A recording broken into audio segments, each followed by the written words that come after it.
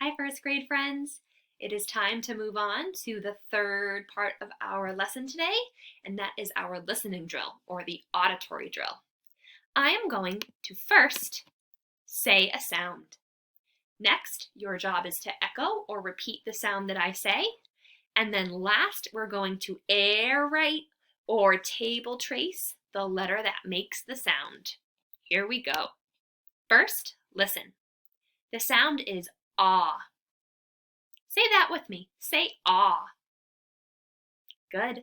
Now let's hold up our fingers or put them on the table, get them ready to trace the letter that says ah. Ready?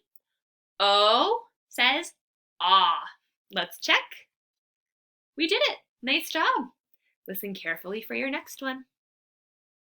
The sound is y. Say that with me. Say y.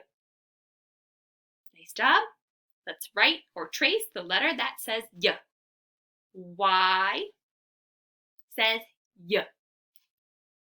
Awesome. Here's the next one. Listen first. Say all. Nice job. Now, let's hold up our fingers and we're going to write the letters that make the sound all. Here we go.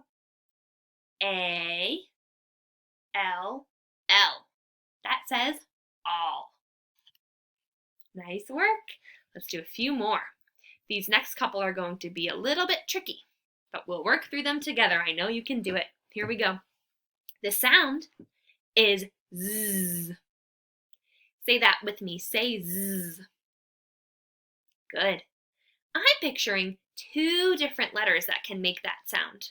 Let's see if you're picturing the same thing. The first letter I'm thinking of is Z, saying zzz.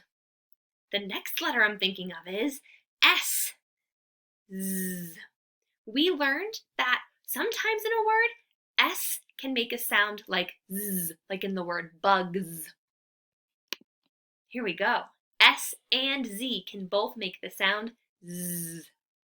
Nice job. Let's try one more. Listen carefully. The sound is k. Say that with me. Say k. Good. I'm picturing a few different choices for the sound k. Let's see if you're picturing the same thing. I'm picturing C making the sound k. I know K makes the sound k.